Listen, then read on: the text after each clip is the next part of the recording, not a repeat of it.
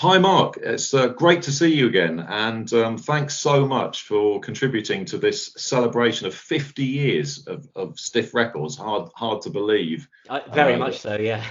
That makes us all feel incredibly old, I think. Yes. You're first up in this series, and I'm really pleased about that because Madness, for all kinds of reasons that I'm sure we'll get into, were probably the most important act really for Stiff in its history, really. Certainly delivered more hit records than any of the other artists, and obviously were on the label for a very long time as well. Yeah. Before going off to Zarjazz. So let's dive straight in. Yeah, obviously you started on Two Tone, so in that sense you were unusual because a lot of the acts that came to Stiff hadn't really recorded under their current name before, right, or had never recorded anything before. But you obviously came in having done a single for Two Tone. So tell us about your audition for Stiff. I say audition in the loosest sense of the word. Well, our signing to Stiff was actually a very stiff way of doing it, if you can put it that way. I mean, as you said, we'd had the single on Two Tone. For various reasons, we couldn't record an album with Two Tone. Only the specials could do that. So we were looking for a deal, and we were looking to record our first album. And we'd done the round of record companies and meetings. And then Dave Robinson popped up and said, "Why don't you come and play at my wedding?" Because that was very Dave, and it was killing two birds with one stone. He was going to get married and actually could see a band play at the same time. So we did. We rolled up, and I remember we must have played during the day because it was light. We rolled up and played our normal set that we do in a pub. There was some hijinks obviously involved. And I think Dave said at the end, if a band can make Elvis Costello dance, then they can't be all bad. So I think that was that got us that was our audition. That got us. That was your whistle test, making Elvis Costello dance. Yeah, exactly. And that got us kind of very much in the Stiff frame. Yeah. And we then went to meet Dave, Paul Conroy and Alan Caldroy, and we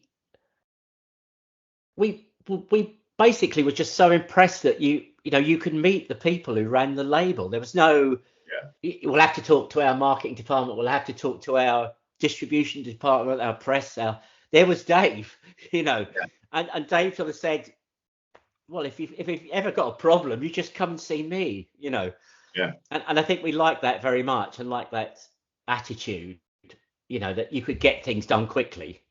And also, very importantly, he gave us the confidence that we could actually record an album.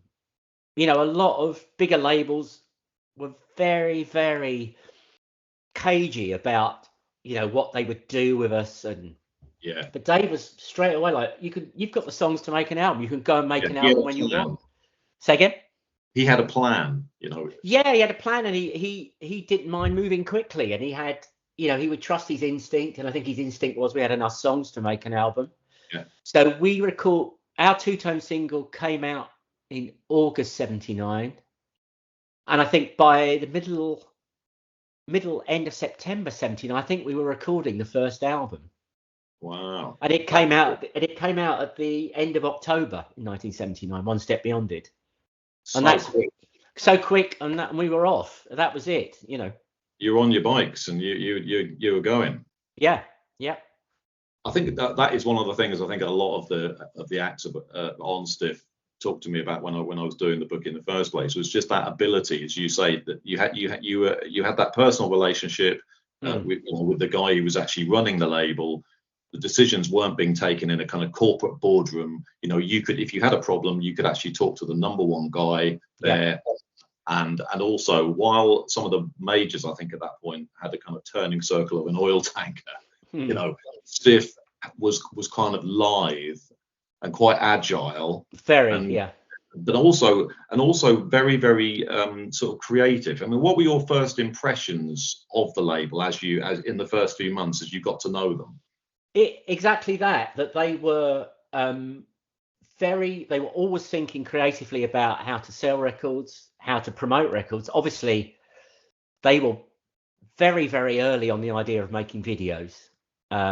They saw that very, very quickly, and weren't afraid again to go out and make videos, sometimes on very little money, which was always one of our biggest arguments about we should have some more money to do them. But we kept to a budget and we made them well. But yeah, and their promotion, it was obviously the way they promoted the records. They were funny, they were wry, they were they had very good ways of getting the public's attention.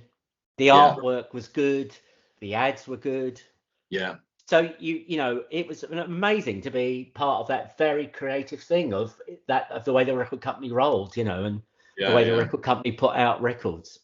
I mean, I think obviously Madness had that kind of very fun image anyway, but actually, I think one of the things about Stiff that really resonates with so many people is it was a fun label.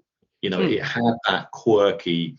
There was a bit of kind of musical in there a bit. There was a bit, it was very creative. I mean, I think from memory, wasn't when you were doing the Baggy Trousers video, talking about not having much money and so on, and how didn't Dave Robinson basically see like a crane on a building site opposite this guy and lift this guy up in the air? I think that's a bit of legend. I think I can't imagine it. Well, I can imagine him walking over the road to the building site and say, "Could we borrow your crane for a few minutes?" But we got lucky on that particularly because we had the crane. We put Lee in the harness, and because of the conditions on the day, and we were outside, it actually hid the wires. Just shooting up into the daylight hid the wires, so it gave us an extra sort of bit of mystery to how he did it. But they were very much like that. They were.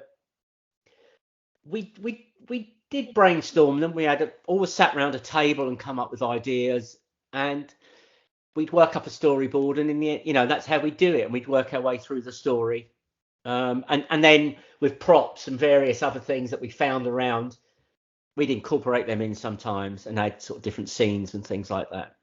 Brilliant. I mean, you did a film, of course, not just videos for Stiff for the singles, but you also did Take It or Leave It.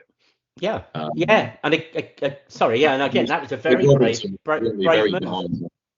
That was a very brave move, because for a smallish label to try and make a feature film, and then it was like, we were talking proper filming. You didn't have a handheld camera in those days. You had to, it was all on film. So it's quite a big to do. So, and again, they I think they managed to get some grants from the BFI or something like that as well. Yes. And we put some money in. But yeah, we made that film as well. And again, that was very brave. That was just going for it, really.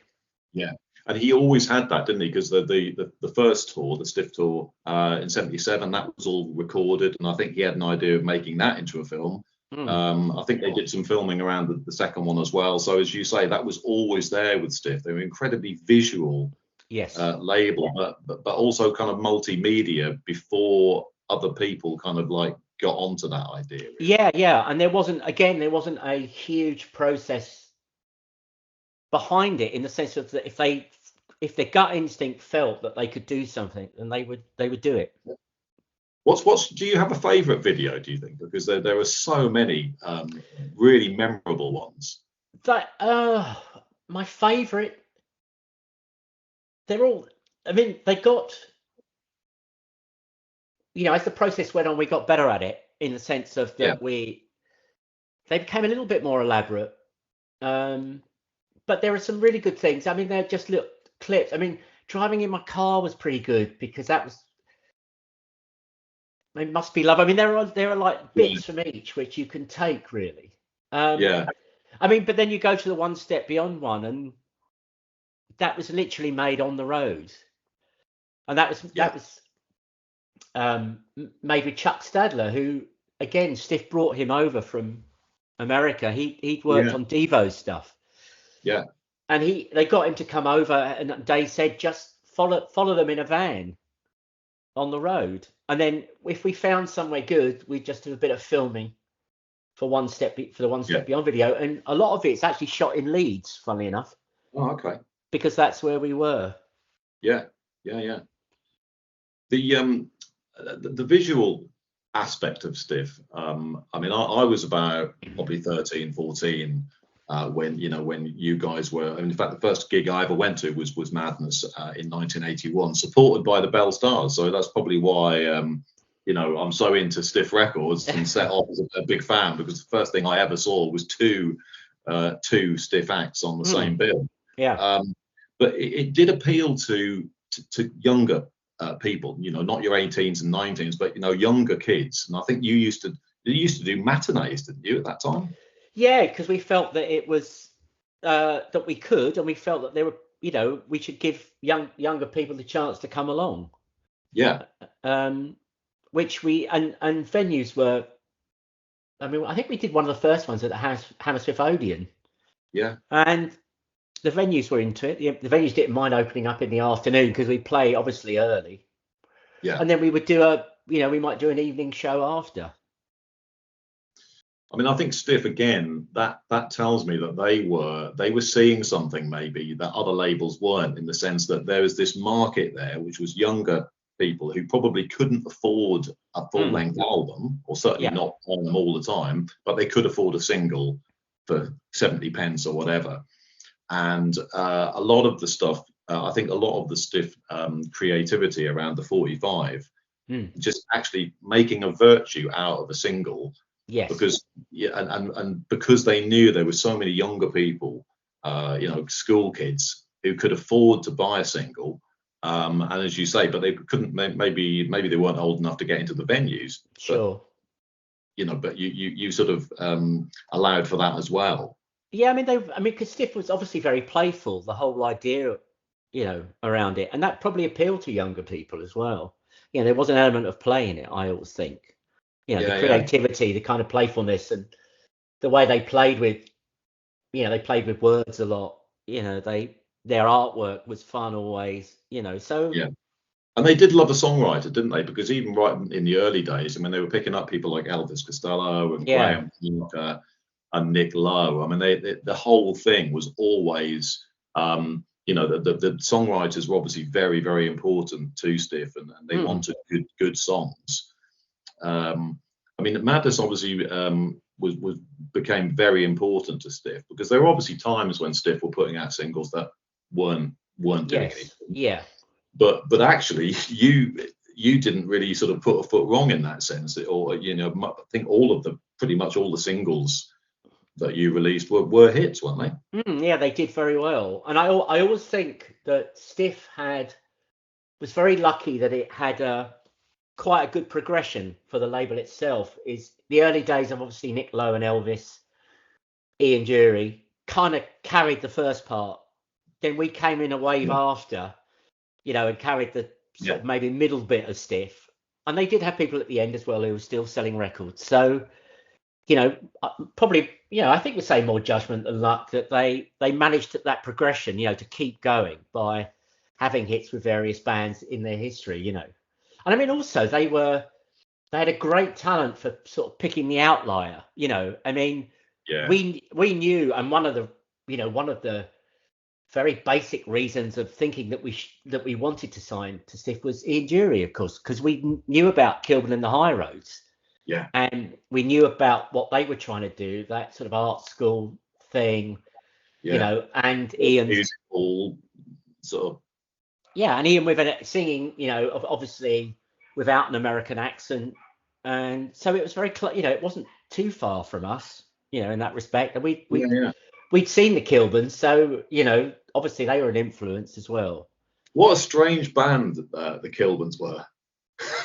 Yeah, I mean, yes, they had, they had some incredible characters in the band for various reasons. Yeah. They had Humphrey Ocean at one point, who was a painter playing the bass. Yeah. But in a sense, they were kind of like Ian, I suppose, as absolutely brilliant, but no one would touch him. I mean, No, exactly. he basically peddled new boots around to literally everyone. Any of the record companies, nobody bought, No. nobody wanted it. And I think because his management were basically upstairs in the same building, That's right. Yeah.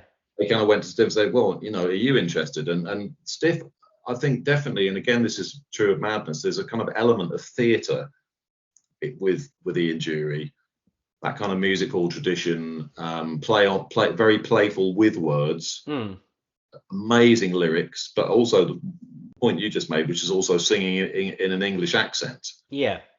Which is not something that everybody was doing or everyone would be comfortable with doing. No, sure, yeah. Yeah. And I think obviously, you call it theatrical, but you can call it visual as well. And that visual again side played into what Stiff was all about, really. And I mean, I think, and with Elvis Costello as well, I mean, he was very unusual looking at the time. He wasn't really a punk. No. Yeah, he was. They made him cool. I mean, that's another of Stiff's great talents, is taking people who were basically the kind of square pegs of the industry, if you like. Yeah. But actually making them cool. Yeah, and they changed his name, obviously. Yeah. To actually sort of kind of help that. I mean, you'll probably know better than me, but wasn't he hired in as a sort of going to be a songwriter for Stiff generally, to songwrite? I think so. Yeah, I think I think they spotted that, and that they realised that he definitely could write records, for other people. And I think Dave Edmunds was on, they managed him as well, and Graham Parker was in there, so they always prized those kind of real songsmiths, people who would be able to knock out not just great songs, but quite prolific as well. Yes. Yeah. So how else how did it work with Stiff and Madness in terms of how much did they get involved? I mean, you said sometimes you'd sit around a table and sort of workshops. How involved was Dave, for example, in physical recording of things and coming up with ideas for? Well, I mean, it's a very good effort. I mean, the videos definitely were we quickly fell into a way of producing them, with Dave kind of, holding the kind of being the chairman as such, and trying to keep us in check quite a lot of the time.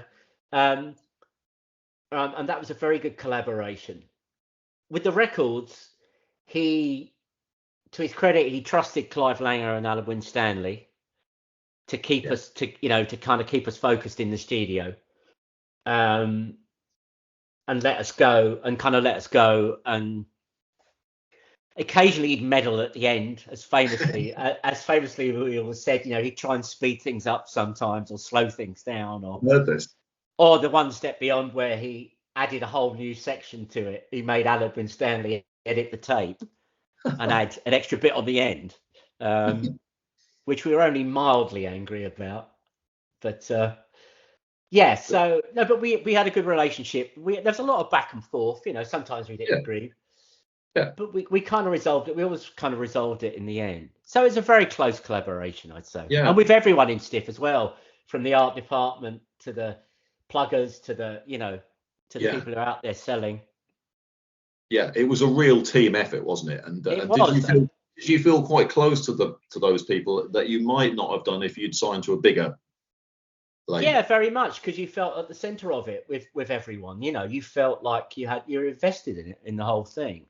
Yeah. I mean, which is another thing that Stiff always did very well, is that they fostered that, that idea of it was a label. It was a unique label, and if you were part of it, you were part of this unique sort of thing. Yeah, and also he sort of always took from the best, didn't he? And he did, like, the way that they did the tours, where it was a bit like the Motown reviews. Come here, where they put all the acts on the same bill, and with the second tour they did all the different coloured vinyl for each artist's releases and picture discs and so on. Yeah. I mean, so much creativity and so much passion, and they just put so much into every single record. Yeah. And I suppose as a consumer, that was one of the things that I loved about Stiff, was that, when you bought a record, it wasn't just that you were getting a great song, but you were getting some kind of packaging, and then they'd sort of do this thing where they delete it and then yes, and everyone would be rushing around trying to find it. Really, really clever stuff. What would you say is your sort of proudest moment at Stiff? What are you sort of most proud of, really, from those days? you mean in recording terms or in?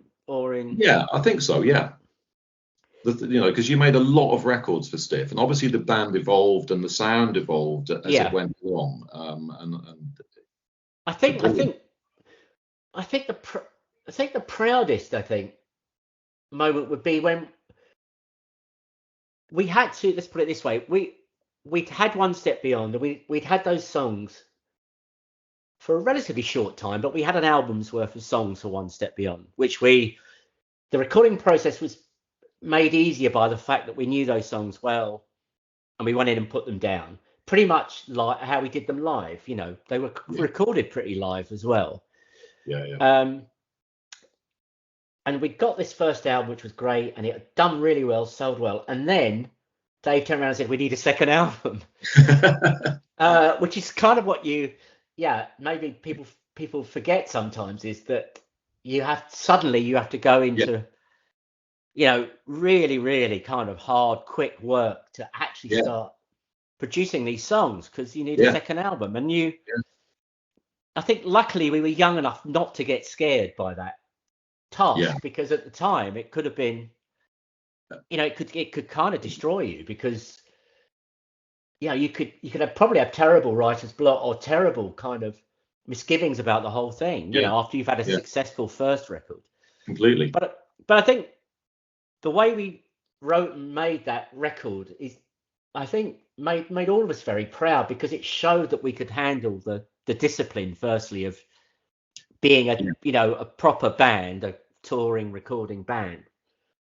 And it was a very good record as well. It's probably my favourite. I think it is one of mine as well. Yeah. If it came to shove, I think I probably would say it's my favourite, just because of the cover, the photograph on the front outside the tube station.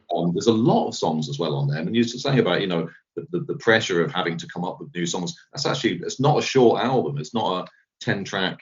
No. There's a lot of good stuff on there. Oh, yes, exactly. And we got some hits out of it as well. Yeah. Obviously. It was it was made in such a short amount of time. It was unbelievable. Yeah. So that was, I'm very proud of that, because I think that really put us on the way then, that we realized again that we could do this. We could do this. Yeah. We could actually kind of be a band that tours and records, and we could handle it all. So, and at a very, very young age, obviously. Yeah. I mean, nowadays, one of the things I notice about the kind of the modern industry is bands will go several years now, without an album. It'll take 4 years for even for a top act to come out. But back in 1980, 81, I mean, you're sort of knocking them out one a year. Yes, absolutely. Yeah.